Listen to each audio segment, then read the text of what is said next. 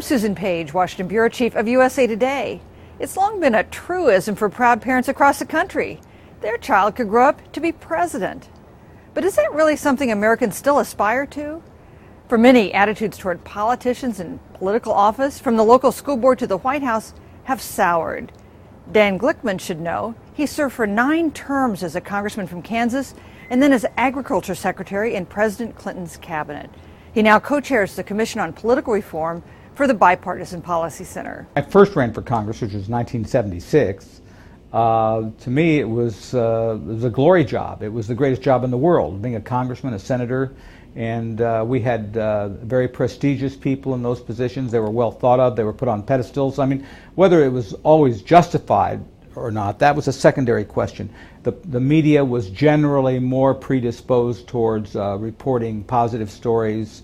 The attitude by the opposition was not kill at all costs.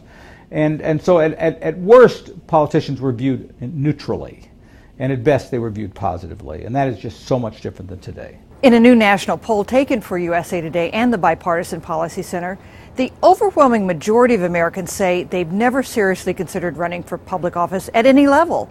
They say they aren't that interested in politics, that politics is too vicious, and that it would be a waste of time because politicians can't get anything done.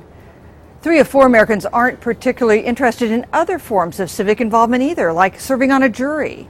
Being involved in government and politics was never easy. These days, it's gotten harder. I think the biggest hurdle that people would have to overcome running for office is obviously the deep concern about raising so much money.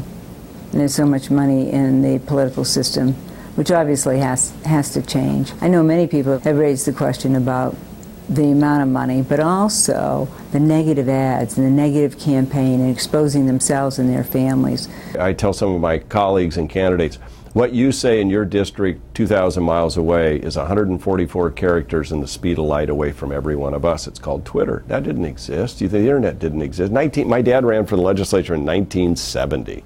Now, we watched Watergate. There were, riots in Chicago for the Democratic Convention not long after, in '68. All these things going. It was a rough and tumble business. But now everything's immediate, everything's very open and transparent, and so your time to really think through things is shrunk down. Running for office isn't the only way to help your community, of course. More than 4 in 10 of the people we surveyed say they're very interested in volunteering at their place of worship, at a school, or at a homeless shelter. By more than 2 to 1, they say the best way to make positive changes in our society is through local charities and faith-based operations, not through government. They wonder if in the State House or the Capitol they could get things done.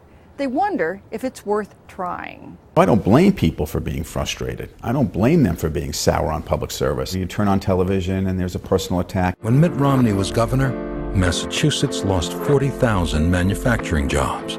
Obama, failing to stop cheating, failing American workers. You tell your children, don't go near the mailbox, it's the most dangerous place in America. Does that become a real disincentive to running? The fact is, of course it does. Who would want to put themselves through that kind of life? I'll tell you who. People who are willing to take hits, even though they're unfair, to solve America's problems. People are willing to put up and endure with that kind of behavior because they know that there's a greater goal worth achieving. The only way that you're really going to give people some belief that the system works is that if you can work on the substantive problems. The process issues are interesting. Let's say how Congress works and issues like the filibuster and issues like reform on the Hill, so to speak. But to make the American people believe that the system is on the level, you got to get these problems resolved. You got to do things, especially doing big things. It was Daniel Burnham, the famous architect, who once said, "Make no little plans, for they do not have the power to stir men's souls." We've got to stir people's souls up.